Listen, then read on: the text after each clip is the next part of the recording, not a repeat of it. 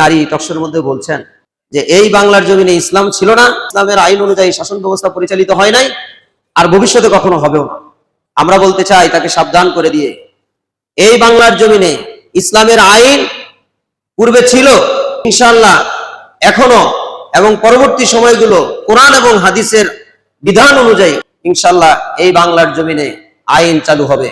কোরআন তেলাওয়াত করতে করতে 22 বছরের যুবক মসজিদের ভিতরে সালাতের পরে মারা গেছে। আলহামদুলিল্লাহ নাহমাদুহু ওয়া নাস্তাঈনুহু ওয়া নাস্তাগফিরুহু ওয়া নাউযু বিল্লাহি মিন শুরুরি আনফুসিনা ওয়া মিন সাইয়্যাতি আ'মালিনা।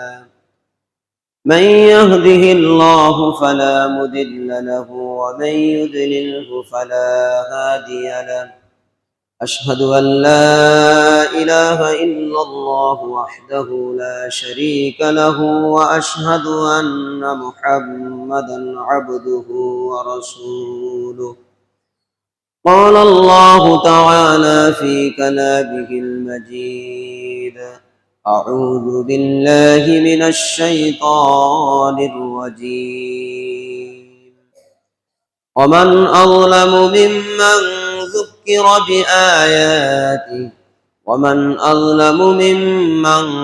ذكر بآياته ثم أعرض عنها إنا من المجرمين منتقمون.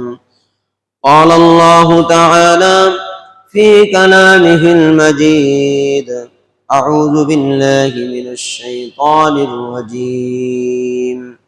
ومن أعرض عن ذكري فإن له معيشة ضنكا ونحشره يوم القيامة أعمى. قال رب لم حشرتني أعمى؟ قال كذلك أتتك آياتنا فنسيتها وكذلك اليوم تنسى. وقال الله تعالى في كلامه المجيد: أعوذ بالله من الشيطان الرجيم.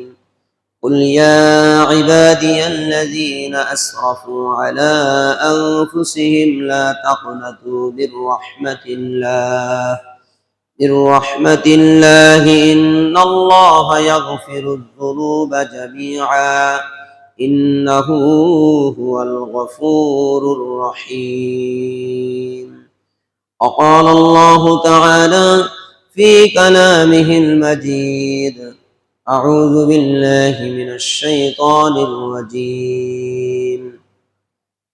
إلا من تاب وآمن وعمل عملا صالحا فأولئك يتوب الله عليهم فأولئك يبدل الله سيئاتهم حسنات وكان الله غفورا رحيما. وقال الله تعالى في كلامه المجيد: أعوذ بالله من الشيطان الرجيم. ولله على الناس حج البيت من استطاع إليه سبيلا ومن كفر فإن الله غني عن العالمين. وقال الله تعالى في كلامه المجيد: وأتموا الحج والعمرة لله.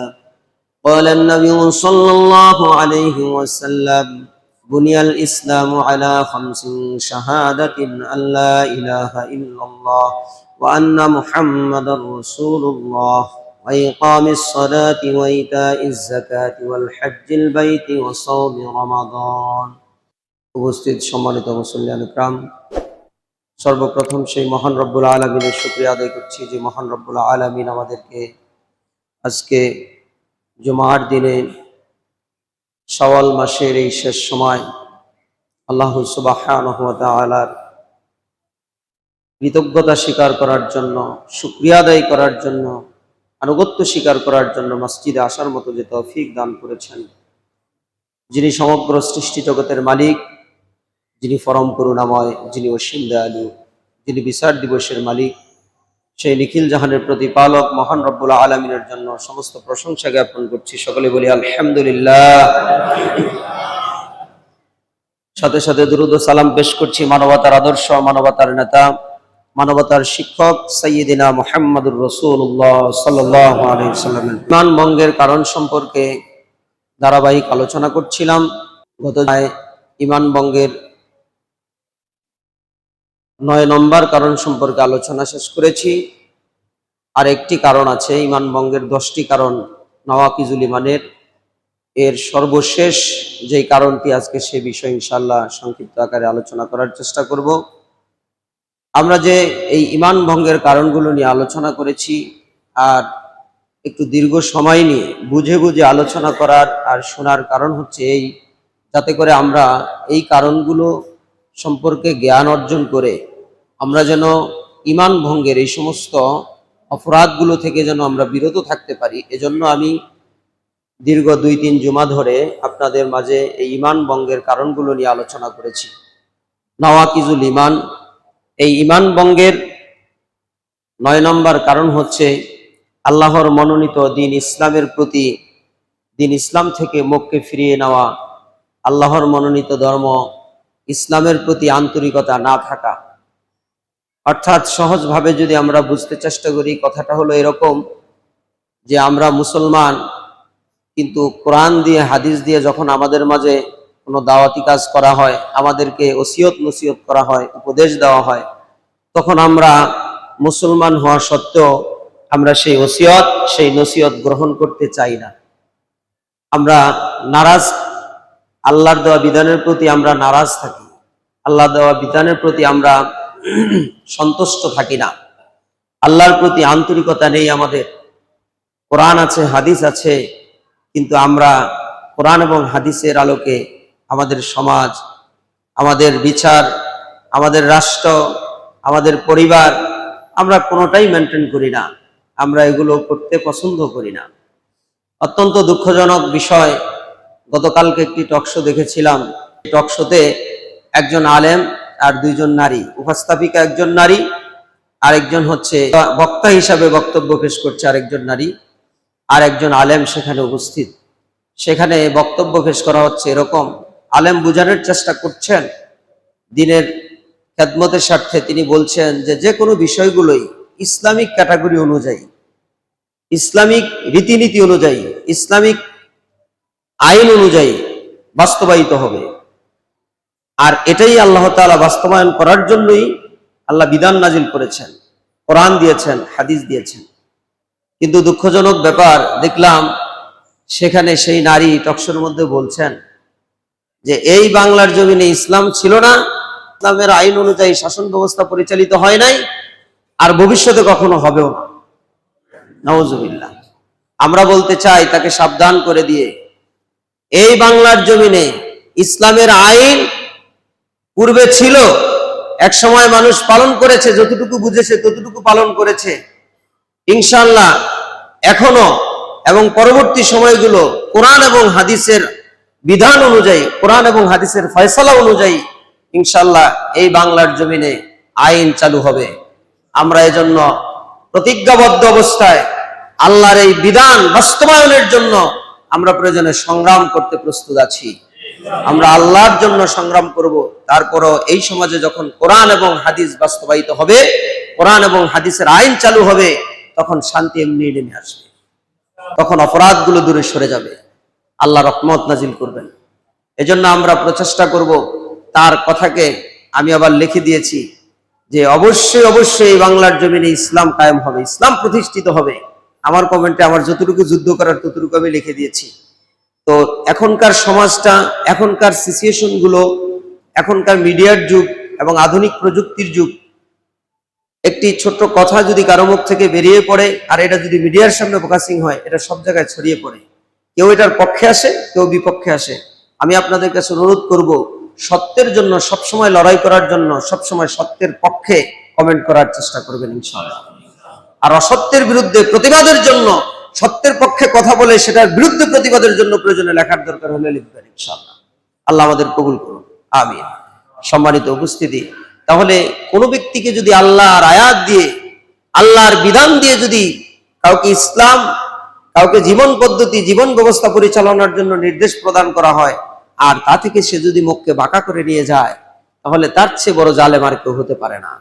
সূরা সাজদা 22 নং আয়াতে আল্লাহ সুবহানাহু ওয়া তাআলা ঘোষণা করে বলেন, ومن أظلم ممن ذكر بآيات ربه ثم أعرض عنها إنا من المجرمين منتقمون। যে ব্যক্তিকে আল্লাহর আয়াত সমূহ দ্বারা উপদেশ প্রদান করা হয়, অতঃপর সে তা থেকে মুখকে ফিরিয়ে নেয়, সুম্মা আ'রাদা আনহা ইন্না মিনাল মুজরিমিনা মুনতাকিমুন। আল্লাহ বলছেন, ওমান আযলামু, তার চেয়ে অধিক জালেম আর কে হতে পারে? তার চেয়ে জালেম আর কেউ হতে পারে না, যাকে আল্লাহর আয়াত দিয়ে উপদেশ প্রদান করা হয়, আল্লাহর কথা দিয়ে যাকে ওসিয়ত নসিহত করা হয়, আল্লাহর বিধান দিয়ে যাকে বলা হয় যে এটা কোরআনে আছে, এটা হাদিসে আছে, এইভাবে ফয়সালা করতে হবে, আর সে ওটাকে অপছন্দ করে, ওটাকে অ্যাভয়েড করে, ঘৃণা করে, ওটাকে অ্যাভয়েড করে দিয়ে সে ব্যক্তি মুখকে বাঁকা করে নিয়ে গেল, সুম্মা আরাদা আনহা। আল্লাহ বলছেন, ওমান আযলামু, তার চেয়ে অধিক জালেম আর কে হতে পারে? ইন্না মিনাল মুজরিমিনা মুনতাকিমুন, নিশ্চয়ই আমি অপরাধীদেরকে শাস্তি দেব। তাহলে সে হলো একজন অপরাধী, শাস্তিযোগ্য অপরাধী। আল্লাহ সুবহানাহু ওয়া তাআলা তাকে শাস্তির আওতায় অন্তর্ভুক্ত করবেন, সে শাস্তি পাবে। যারা আল্লাহর কথা থেকে, আল্লাহর আয়াতগুলো থেকে মুখকে ফিরিয়ে নেয়, আল্লাহ সুবহানাহু ওয়া তাআলা তাদের জন্য আরো ভয়ঙ্কর বার্তা দিয়েছেন। তাদেরকে আল্লাহ সুবহানাহু ওয়া তাআলা দুনিয়া এবং আখিরাতে রিজিক সংকীর্ণ করে দিবেন।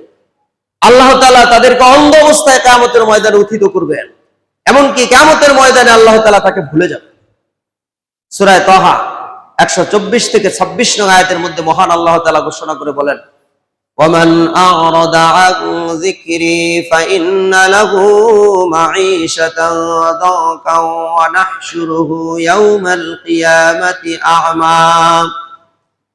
ওয়ামান আ'রাদা আন যিকরি, আল্লাহ বলেন, যে ব্যক্তি আমার স্মরণ থেকে মুখকে ফিরিয়ে নেয়, যে ব্যক্তি আমার জিকির থেকে মুখকে ফিরিয়ে নেবে, আমার স্মরণ থেকে মুখকে ফিরিয়ে নেবে, আমার কথাগুলো থেকে মুখকে সরিয়ে নেবে, ফাইন্না লাহু মাঈশাতান দানকা, তার জন্য জীবিকা সংকীর্ণ হয়ে যাবে। দুনিয়াতেও তার জীবিকা সংকীর্ণ হবে, আখিরাতেও তার জীবিকা সংকীর্ণ হয়ে যাবে। ওয়া নাহশুরুহু ইয়াওমাল কিয়ামাতি আমা, আর আমি কিয়ামতের ময়দানে তাকে অন্ধ অবস্থায় উত্থিত করব। যে আমার স্মরণ থেকে, আমার জিকির থেকে, আমার আয়াতগুলো থেকে, আমার বাক্য থেকে, কথাগুলো থেকে মুখকে বাঁকা করে নিয়ে যাবে, আমি তাকে কিয়ামতের দিন এভাবে করে অন্ধ অবস্থায় উত্থিত করব, আর তার জীবিকা সংকীর্ণ করে দেব, তার জীবিকা সংকীর্ণ হয়ে যাবে। তখন সে বলবে, ক্বালা রাব্বি লিমা হাসারতানি আমা, হে আমার প্রতিপালক, কেন তুমি আজকে আমাকে অন্ধ অবস্থায় উত্থিত করলে? কেন আমাকে অন্ধ অবস্থায় উঠালে? অকদ কুনতু বাসীরা, আমি তো চক্ষুষ্মান ছিলাম, পৃথিবীতে তো আমি দেখেছি, আমার চক্ষু ছিল। আল্লাহ, তুমি কেন আজকে আমাকে অন্ধ অবস্থায় উত্থিত করলে, এই অন্ধ অবস্থায় উঠালে? আল্লাহ রাব্বুল আলামিন জবাবে বলেন, ক্বালা কাযালিকা আতাতকা আয়াতুনা। আল্লাহ রাব্বুল আলামিন বলবেন, এমনি ভাবে তোমার কাছে আমার আয়াত সমূহ এসেছিল, আমার বাণী সমূহ এসেছিল, আমার নিদর্শন উপদেশ সমূহ এসেছিল, ফানাসিতাহা, অতঃপর তুমি তা ভুলে গিয়েছিলে। তুমি আমার ওই আয়াতগুলোকে ভুলে গিয়েছিলা, ওই আয়াতগুলোকে অমান্য করেছো। আজকে দেখেন, আমরা আল্লাহর বিধান ভুলে যাওয়ার কারণেই আমরা অপরাধের মধ্যে লিপিবদ্ধ থাকি। আল্লাহর বিধান ভুলে যাওয়ার কারণেই আমরা অন্যায় অশ্লীল যত কাজ আছে এগুলোর মধ্যে লিপিবদ্ধ থাকি। যদি আমরা আল্লাহর বিধানকে মেনে নেই, একজন ব্যক্তি গীবত করে, কোরআনে গীবত সম্পর্কে আল্লাহ নিষিদ্ধ ব্যাপারে আল্লাহ আয়াত নাজিল করেছেন। একজন ব্যক্তি সুদ খায়, আল্লাহ কোরআনে সুদ সম্পর্কে আয়াত নাজিল করেছেন। একজন ব্যক্তি জুলুম করে, আল্লাহ জুলুমের ব্যাপারে আয়াত নাজিল করেছেন। একজন ব্যক্তি মিথ্যা বলে, আল্লাহ মিথ্যার ব্যাপারে আয়াত নাজিল করেছেন। এভাবে করে এমন কোন বিধানটা নেই যারা আমরা সমাজে যারা অন্যায়গুলো করছি সেগুলোর ব্যাপারে বিধান নাজিল হয়নি? সকল বিষয়গুলো আল্লাহ বিধান নাজিল করেছেন। এখন এগুলোকে উপেক্ষিত করে, এগুলোকে উপেক্ষা করে ভুলে গিয়ে যারা সমাজে এই অন্যায়গুলো করতে থাকে, অপরাধগুলো করতে থাকে, ওই সমস্ত লোকগুলো আল্লাহর আয়াতগুলোকে ভুলে গিয়েছে। আর এজন্য আল্লাহ রাব্বুল আলামিন তাদের রিজিকগুলোকে সংকীর্ণ করে দিবেন এবং আল্লাহ সুবহানাহু ওয়া তাআলা তাদেরকে কিয়ামতের ময়দানে অন্ধ অবস্থায় উত্থিত করবেন। তারা অন্ধ অবস্থায় উঠবে আর সেদিন আল্লাহর কাছে এই জবাব চাইবে। আল্লাহ তখন বলবেন, ক্বালা কাযালিকা আতাতকা আয়াতুনা, তোমার কাছে এভাবে করে আমার আয়াত সমূহ এসেছিল, এমনি ভাবে আমার আয়াত এসেছিল, ফানাসিতাহা, তুমি সেটাকে ভুলে গিয়েছিলা, ওয়া কাযালিকাল ইয়াউমা তুনসা, আজ আমি এমনি ভাবে তোমাকেও ভুলে যাব। যদি ভুলে যায় সেদিন আর কোনো উপায় হবে না। আল্লাহ যে ব্যক্তির থেকে মুখকে ফিরিয়ে নেবেন সে ব্যক্তিকে জাহান্নামের আগুন চতুর্দিক থেকে গ্রাস করে ধরবে। তার উপর কোনো রহমত নাজিল হবে না। বিচারের ভয়ঙ্কর মাঠের মধ্যে, ভয়ঙ্কর পরিস্থিতির মধ্যে ওই ব্যক্তি আগুনের মধ্যে থাকবে, চতুর্দিক থেকে আগুন তাকে পাকড়াও করে। তাহলে আল্লাহকে ভুলে যাওয়া যাবে না, আল্লাহর আয়াতগুলোকে ভুলে যাওয়া যাবে না। আমরা ইসলাম থেকে মুখকে ফিরিয়ে নেই, আমরা ইসলাম থেকে মুখকে বাঁকা করে নেই, মনে রাখতে হবে এটা আমার ঈমান ভঙ্গের অন্যতম একটি কারণ। তাহলে ঈমান ভঙ্গের 10টি কারণের সর্বশেষ কারণ হলো আল্লাহর আয়াতকে ভুলে যাওয়া, আল্লাহর দ্বীন থেকে মুখকে বাঁকা করে নিয়ে যাওয়া, ইসলাম থেকে আপনাকে আমাকে সরিয়ে রাখা, এটাই ঈমান ভঙ্গের 10 নম্বর কারণ। যে কোনো ফয়সালা আপনি ঘুম থেকে শুরু করে ভোরবেলা জাগ্রত হওয়া পর্যন্ত সারা রাতে যা কিছু করবেন একমাত্র আল্লাহর সন্তুষ্টির জন্য আপনাকে করতে হবে। কার জন্য করতে হবে? আল্লাহর সন্তুষ্টির জন্য। কোন সিস্টেমে? কোরআন এবং হাদিসের আলোকে। আবার ঘুম থেকে জাগ্রত হওয়ার পরে সন্ধ্যা পর্যন্ত যা কিছু করবেন, চাকরি করেন, যা কিছু করেন, দুনিয়াবি কোনো কাজ করেন, সকল কাজগুলো হতে হবে কার মতো? মুহাম্মদুর রাসূলুল্লাহ সাল্লাল্লাহু আলাইহি ওয়াসাল্লামের আদর্শ মতো, ইসলাম অনুযায়ী, কোরআন এবং হাদিসের ভিত্তিতে। এছাড়া বিকল্প আর কোনো রাস্তা নাই। যে ব্যক্তি এই রাস্তার বাহিরে চলবে সেই জাহান্নামী হবে, সেই অপরাধী হবে, সে ব্যক্তি আল্লাহর আয়াতগুলো থেকে সরে যাবে। এজন্য আমাদেরকে আল্লাহর কথাগুলোকে স্মরণ করতে হবে, আল্লাহর বিধানগুলোকে মেনে নিতে হবে, চূড়ান্ত পর্যায়ে মেনে নিতে হবে। আমাদের সকল জায়গাগুলোতে, যেই জায়গাগুলোতে ইসলামের ঘাটতি রয়েছে সেখানে ইসলাম যেন প্রতিষ্ঠিত হয়, সেজন্য আমাদেরকে প্রচেষ্টা করতে হবে, সেজন্য আমাদেরকে সংগ্রাম করতে হবে। প্রয়োজনে যুদ্ধ করা লাগলে সেখানে যুদ্ধ করতে হবে। এজন্য আমাদের মন মানসিকতাগুলোকে আল্লাহর জন্য প্রস্তুত রাখতে হবে। যাই হোক, এই 10টি ঈমান ভঙ্গের কারণ নওয়াকিজুল ঈমান সম্পর্কে আলোচনা করেছি দীর্ঘ কয়েক জুমা পর্যন্ত। আমরা আমাদের ভিতরে যদি এরকম ভুল ত্রুটিগুলো থাকে, এই 10টি কারণের কোনো কারণ থাকে, আমরা নিজেদেরকে সংশোধন করে নেব, সুযোগ আছে এখনো। আমরা নৈরাশ হব না যে না, ঈমান তো আমার নষ্টই হয়ে গেছে, আমি তো এইভাবে চলতেছি, সুতরাং আমাকে আল্লাহ আর ক্ষমা করবেন না, এটা করা যাবে না। আল্লাহ তাআলা আবার সুসংবাদ দান করেছেন। আল্লাহ সুবহানাহু ওয়া তাআলা সূরা জুমারের 53 নং আয়াতের মধ্যে ঘোষণা করে বলেন, কুল ইয়া ইবাদিয়াল্লাযীনা আসরাফু আলা আনফুসিহিম লা তাকনাতু মির রাহমাতিল্লাহ। আল্লাহ রাব্বুল আলামিন বলুন, হে আমার বান্দাগণ, তোমরা যারা নিজেদের উপর জুলুম করেছ, তোমরা যারা নিজেদের উপর অবিচার করেছ, লা তাকনাতু মির রাহমাতিল্লাহ, তোমরা আল্লাহর রহমত থেকে নৈরাশ হয়ো না। সুবহানাল্লাহ বলবেন না? আল্লাহ সুসংবাদ দিছে না, সুযোগ করে দিছে না। যদি অপরাধ করেছি আর আল্লাহ ক্ষমা করবে না এমন যদি ঘোষণা হতো, তাহলে আর কোনো সুযোগ নাই তওবা করার। কিন্তু মৃত্যুর আগ পর্যন্ত ওই ব্যক্তির সুযোগ আছে, মৃত্যুর আগ পর্যন্ত ওই অপরাধীর সুযোগ আছে। একবার যদি সে তার রবের কাছে বলতে পারে, আল্লাহ, মন থেকে যদি বলে, আল্লাহ, আমি তো বড় পাপী, আমি বড় জুলুমবাজ, আমি নিজের উপর অনেক বড় অত্যাচার করেছি, তুমি আমাকে ক্ষমা করে দাও, আমি বুঝতে পেরেছি আর আমি অপরাধ করব না, তোমার প্রতি চূড়ান্ত বিশ্বাস অর্জন করলাম, আল্লাহ তাআলা তার পাপগুলোকে নেকে পরিপূর্ণ করে দিবেন। সূরা আল ফুরকান 70 নং আয়াতে আল্লাহ সুবহানাহু ওয়া তাআলা বলেন, ইল্লা মান তাবা ওয়া আমানা ওয়া আমিলা সালিহান ফাউলাইকা ইউবাদদিলুল্লাহু সাইয়্যাতিহিম হাসানাত। ইল্লা মান তাবা, তবে যে ব্যক্তি তাওবা করে, ফিরে আসে, ওয়া আমানা, এবং ঈমান আনয়ন করে, আল্লাহর প্রতি চূড়ান্ত বিশ্বাস করে, ওয়া আমিলা, আমল করে, আমালান সালিহা, সৎকর্ম, সৎ আমলগুলো, সৎকর্ম করতে থাকে, ফাউলাইকা ইউবাদদিলুল্লাহু সাইয়্যাতিহিম হাসানাত, আল্লাহ তাআলা এদের পাপগুলোকে, এদের গুনাহগুলোকে নেক দ্বারা পরিপূর্ণ করে দিবেন। কে ঘোষণা করেছেন? আল্লাহ। আল্লাহ সুবহানাহু। আল্লাহ যা ওয়াদা করেন সেটা আল্লাহ পূর্ণ করেন। তাহলে আমাদের সুযোগ আছে তাওবা করার। ওই ব্যক্তির তাওবা আল্লাহর কাছে কবুল হয় যে ব্যক্তি অপরাধ বুঝতে পেরে সাথে সাথে অনুশোচনা করতে থাকে যে না, আমি তো আসলে অপরাধ করে ফেলেছি, আল্লাহ তুমি আমাকে মাফ করে দাও, আমি তো বুঝতে পারিনি বিষয়, আর আমি তো এটা জানতাম না, অথবা আমি এটা ভুলবশত করে ফেলেছি, তুমি আমাকে ক্ষমা করে দাও। সূরা নিসা 17 নং আয়াতের মধ্যে আল্লাহ সুবহানাহু ওয়া তাআলা বলেন, ইন্নামাত তাওবাতু আলাল্লাহি লিল্লাযীনা ইয়া'মালুনাস সুআ বিজাহালাতিন সুম্মা ইয়াতুবুনা মিন করিব ফাউলাইকা ইয়াতুবুল্লাহু আলাইহিম ওয়া কানাল্লাহু আলীমান হাকীমা। আল্লাহ রাব্বুল আলামিন বলেন, নিশ্চয়ই আল্লাহ তাওবা কবুলকারী। আল্লাহর কাছে রয়েছে তাওবা কবুল করার ক্ষমতা, আর কারো কাছে নাই। তাওবা একমাত্র কবুল করেন কে? আল্লাহ। তাওবা কবুলকারী হলেন আল্লাহ। আল্লাহ তাওবা কবুলের জিম্মা আল্লাহর দায়িত্বে।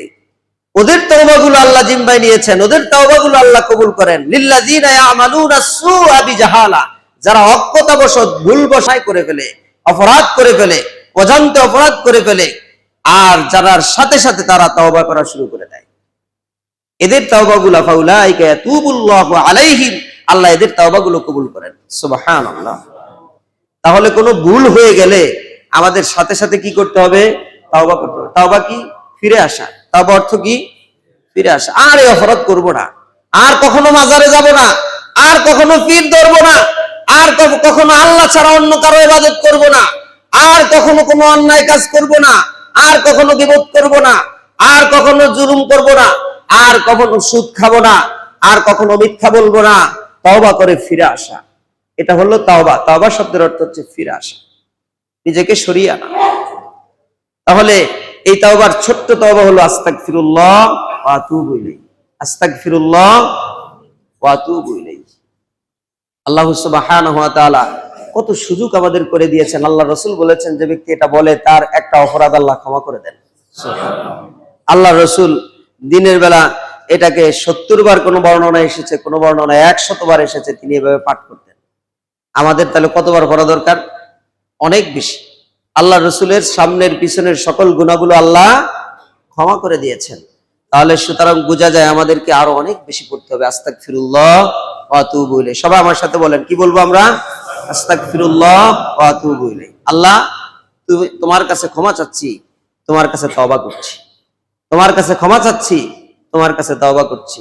সহিহুল বুখারী 6306 নং হাদিস। আল্লাহ রাসূল সাল্লাল্লাহু আলাইহি সাল্লাম সাইয়্যিদুল ইস্তিগফারের পরিচয় দিয়েছেন। আল্লাহ রাসূল সাইয়্যিদুল ইস্তিগফার পাঠ করার জন্য বলেছেন। আল্লাহ রাসূল বলেছেন, যে ব্যক্তি সকালবেলা সাইয়্যিদুল ইস্তিগফার পাঠ করে সারা দিনের মধ্যে যদি সে মারা যায়, তাহলে সেই সারা দিনের মধ্যে মৃত্যুবরণ করলে সে জান্নাতে যাবে। সুবহানাল্লাহ। যে ব্যক্তি সন্ধ্যাবেলা সাইয়্যিদুল ইস্তিগফার পাঠ করে আর সারা রাতের মধ্যে যদি মারা যায়, তাহলে ওই ব্যক্তি জান্নাতে যাবে।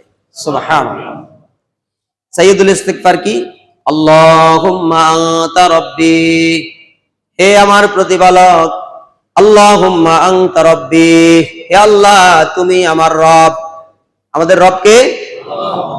আল্লাহুম্মা আনতা রাব্বি, হে আল্লাহ তুমি আমার রব। লা ইলাহা ইল্লা আনতা খলাকতানি, তুমি ছাড়া সত্যিকারের আর কোনো মাবুদ নাই, প্রকৃত আর কোনো ইলাহা নাই, তুমি ছাড়া আর কোনো ইবাদতকারীর যোগ্য এমন কোনো রব নাই, একজনই, তিনি কে? তাহলে আমরা কার ইবাদত করব? আল্লাহ। আল্লাহর ইবাদত করব, সব কিছুকে বাতিল করে দেব। লা ইলাহা ইল্লাল্লাহ, কোনো ইলাহা নাই, শুধুমাত্র ইল্লাল্লাহ ব্যতীত, আল্লাহ ব্যতীত আর কোনো ইলাহা নাই। তাহলে আর কারো আনুগত্য করা যাবে না। নেতার আনুগত্য করতে হবে যদি নেতা ইসলামের উপরে থাকে, যদি ইমাম ইসলামের উপরে থাকে তাহলে তার আনুগত্য করতে হবে। এই আনুগত্যের ব্যাপারে ইনশাআল্লাহ একদিন আলোচনা করব। তাহলে আনুগত্য একমাত্র আল্লাহর করতে হবে, আল্লাহর রাসূলের করতে হবে। আর আল্লাহ ছাড়া ইবাদত পাওয়ার যোগ্য আর কেউ নেই, একমাত্র আল্লাহ। লা ইলাহা ইল্লা আনতা খলাকতানি, তুমি আমাকে সৃষ্টি করেছো। আল্লাহ তুমি আমাকে সৃষ্টি করেছ, ওয়ানা আব্দুক, আমি তোমার গোলাম, আমি তোমার দাস, আমি তোমার সার্ভেন্ট, আমি তোমার চাকর, তোমার চাকর। তোমার চাকরির জন্যই পৃথিবীতে এসেছি, তোমার চাকরির জন্য পৃথিবীতে এসেছি, তোমার গোলামির জন্যই তুমি পৃথিবীতে দিয়েছ। ওয়ানা আব্দুক ওয়ানা আলা আহদিক ওয়াদিকা মাস্তাতাতু। আর আমি অঙ্গীকার স্বীকার করছি, আর আমি স্বীকার করছি প্রতিজ্ঞাবদ্ধ তোমার সাথে যে অঙ্গীকার করেছিলাম তাওহীদের, এই তাওহীদের উপর অঙ্গীকারের এটা আমি স্বীকার করছি এবং এটার উপর ইস্তেকামাত থাকার জন্য চেষ্টা করছি। আর জান্নাতের যে প্রতিশ্রুতি তুমি আমাকে দিয়েছ, সেই জান্নাতের প্রতিশ্রুতির উপর আমি রয়েছি। ওয়ানা আলা আহদিকা ওয়াদিকা মাস্তাতাতু আউযু বিকা মিন শাররি মা সানাতু। আমি আমার কৃতকর্মের অনিষ্টতা থেকে তোমার নিকট আশ্রয় প্রার্থনা করছি। আউযু বিকা মিন শাররি মা সানাতু আবুউ লাকা বিনি'মাতিকা আলাইয়া। আর তুমি আমাকে যে নিয়ামত দিয়েছো তোমার পক্ষ থেকে, সেই নিয়ামতের স্বীকার করছি। আবুউ লাকা বিনি'মাতিকা আলাইয়া ওয়া আবুউ বিযামবি। আর আমি যে অপরাধী, আমি যে পাপী, সেটাও স্বীকার করছি। আল্লাহ আমি অপরাধী, আমি পাপী, আমি নিজের নফসের উপর জুলুম করেছি, পাপ করেছি, আমি অপরাধ করেছি, আমি স্বীকার করছি। ফাগফিরলি, সুতরাং তুমি আমাকে ক্ষমা করে দাও। ফাগফিরলি, সুতরাং তুমি আমাকে মাফ করে দাও। ফাইন্নাহু লা ইয়াগফিরুয যুনুবা ইল্লা আনতা, কেননা তুমি ছাড়া পাপ ক্ষমা করার আর কেউ নেই। এই কথা, এই তাওবা যে ব্যক্তি করে, আল্লাহ সুবহানাহু ওয়া তাআলা ওই ব্যক্তিকে ক্ষমা করে দেন। মনে প্রাণে সে যে দৃঢ়তার সাথে তওবা করে, সে রাতের বেলা যদি সন্ধ্যাবেলায় তওবা করে, রাতে মারা গেলে সে জান্নাতে যাবে। সকালে যদি তওবা করে, দিনে মারা গেলে সে জান্নাতে যাবে। সুবহানাল্লাহ। তাহলে এই তওবা আমাদের শিখতে হবে। আমার সাথে সাথে আপনারা বলুন, আল্লাহুম্মা আনতা রাব্বি লা ইলাহা ইল্লা আনতা খালাকতানি ওয়া আনা আবদুক ওয়া আনা আলা আহদিক ওয়া ওয়াদিকা মাস্তাতাতু আউযু বিকা মিন শাররি মা সানাতু আবুউ লাকা বিনি'মাতিকা আলাইয়া ওয়া আবুউ বিযামবি ফাগফিরলি ফাইন্নাহু লা ইয়াগফিরুয যুনুবা ইল্লা আনতা। এই তাওবাটা আমরা মুখস্থ করব, নিয়মিত আমল করব ইনশাআল্লাহ। আল্লাহ আমাদের সহজ করে দিন, আমিন। সম্মানিত উপস্থিতি, তাওবা করে পরিপূর্ণভাবে ফিরে এসে একমাত্র আল্লাহর প্রতি পূর্ণাঙ্গ ঈমান আনয়ন করে আমেলে সলেহা করতে হবে।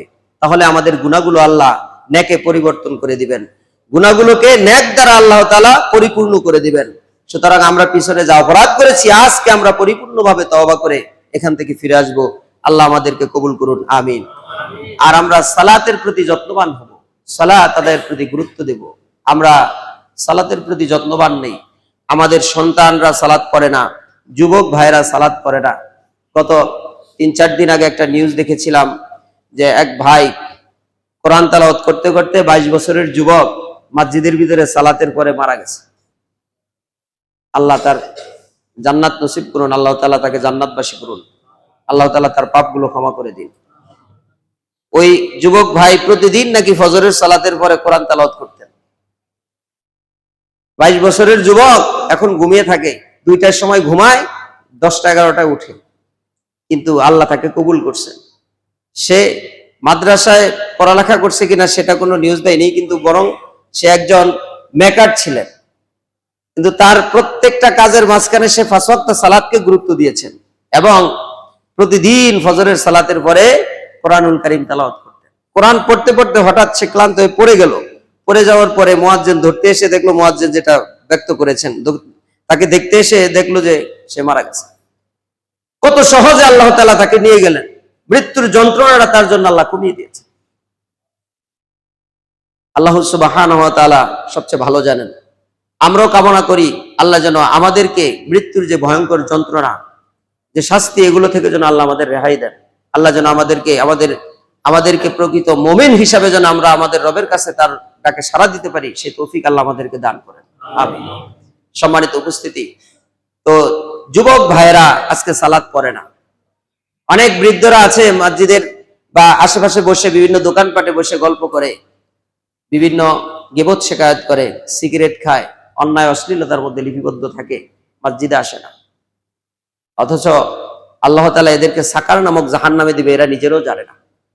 আল্লাহ সুবহানাহু ওয়া তাআলা সূরা মুদ্দাসসিরের 40 নং আয়াতের মধ্যে ঘোষণা করেছেন, ফি জান্নাতি ইয়াতাসাআলুন, জান্নাতবাসীরা জান্নাতের মধ্য থেকে জাহান্নামীদেরকে, আনিল মুজরিমিন, জাহান্নামীদেরকে বলবে, আনিল মুজরিমিন মা সালাকাকুম ফি সাকার, ও জাহান্নামীরা, ও সাকার নামক জাহান্নামীরা, কোন অপরাধে তোমাদেরকে সাকারের মধ্যে দেওয়া হলো? তখন তারা বলবে, ক্বালু লাম নাকু মিনাল মুসাল্লিন, আমরা তো মুসল্লিদের অন্তর্ভুক্ত ছিলাম না। এক নাম্বার আমাদের অপরাধ হচ্ছে আমরা এজন্য সাকারে এসেছি, আল্লাহ এজন্য আমাদেরকে সাকারে শাস্তি দিচ্ছেন, আমাদের অপরাধ আমরা মুসল্লিদের অন্তর্ভুক্ত ছিলাম না। এটা এক নাম্বার সমস্যা। দুই নাম্বার অপরাধ হলো ওয়ালাম নাকু নুতইমুল মিসকিন, আমরা মিসকিনদেরকে খাদ্য দিতাম না। কত লোক আশেপাশে অসহায় লোক, আমরা কত অপচয় করি, কিন্তু তাদেরকে খাবার দিই না। অনেক অপচয় করি, নিজ ইচ্ছায় অনেক অপচয় করি, অনেক যেটা প্রয়োজন নাই সেই প্রয়োজন ছাড়াও আমরা অনেক কিছু করে থাকি, কিন্তু একজন অসহায় লোক, দরিদ্র লোক, একজন ক্ষুধার্ত লোক, তাকে আমরা খাবার দিই না। এই দুই নম্বর অপরাধ। তিন নম্বর অপরাধ হচ্ছে অকুন্না নাকুদু মাআল খায়দিন, আর আমরা সমালোচকদের মধ্যে অন্তর্ভুক্ত ছিলাম, যারা সমালোচনা করে তাদের অন্তর্ভুক্ত ছিলাম। কোন ব্যক্তি যখন সমালোচনা করেছে সেটা মনোযোগ দিয়ে শুনেছি, আর অন্তরের ভিতরে স্বাদ দিয়েছি, আনন্দ উপভোগ করেছি। এরকমটা হয় না আমাদের মাঝে? একজন ভাই, আপনি 5 ওয়াক্ত সালাত আদায়কারী, দেখা গেল তার পাশে গিয়ে বসে ওই গীবতকারীর কাছ থেকে সুন্দর করে গীবত শুনতেছেন, আর সে বলতেছে, আর আপনি জানেন যে এই গীবতটা কিন্তু খারাপ, আপনি গীবত করেন না, কিন্তু শুনতেছেন। ওই যে আপনি শুনতেছেন, এই জন্য আপনার সমান অপরাধী, তার হক নিয়ে আলোচনা করেছেন। এজন্য ওই ব্যক্তি যতক্ষণ পর্যন্ত বিচারের ময়দানে ক্ষমা করবে না, ততক্ষণ পর্যন্ত ওই ব্যক্তিকে আর ক্ষমা করা হবে না। অর্থাৎ যার গীবত করেছেন, যার গীবত শুনেছেন, ওই ব্যক্তি আপনাকে ক্ষমা না করলে আপনার জন্য ক্ষমা নাই, এত সহজে আপনার জন্য জান্নাত হবে না। এজন্য অকুন্না নাখুদু মাআল খায়দিন, যারা গীবতকারী, সমালোচক, আল্লাহ বলছেন যে এরা বলবে আমরা এই সমালোচকদের অন্তর্ভুক্ত ছিলাম। 3 নম্বর অপরাধ অকুন্না নুকাযযিবু বিয়াউমিদ্দিন, আর আমরা এই দিনকে অস্বীকার করেছিলাম। এই যে বিচারের দিন আজকে ফয়সালা হবে, এই ফয়সালাকে আমরা অস্বীকার করেছিলাম, এটা হলো আমাদের অপরাধ। এই অপরাধগুলোর কারণে আজকে আমাদেরকে জাহান্নামে দেওয়া হলো। হাত্তা আতানাল ইয়াকিন, এমনকি আমাদের মাঝে এই কাজগুলো করতে করতে আমাদের মাঝে মৃত্যু এসে পড়ছে, আর ওই মৃত্যু এসে পড়ার কারণে আর আমরা তওবা করার সুযোগ পাই না। ফামা তানফাহুম শাফাআতুশ শাফিঈন, তাদের পক্ষ হয়ে, অতএব তাদের পক্ষ হয়ে কেউ যদি তওবা করে, তাদের পক্ষ হয়ে কেউ যদি সুপারিশ করার চেষ্টা করে, তাদের সুপারিশ কোনো কাজে আসবে না। তাহলে এই বৈশিষ্ট্যগুলো আমাদের বর্জন করতে হবে।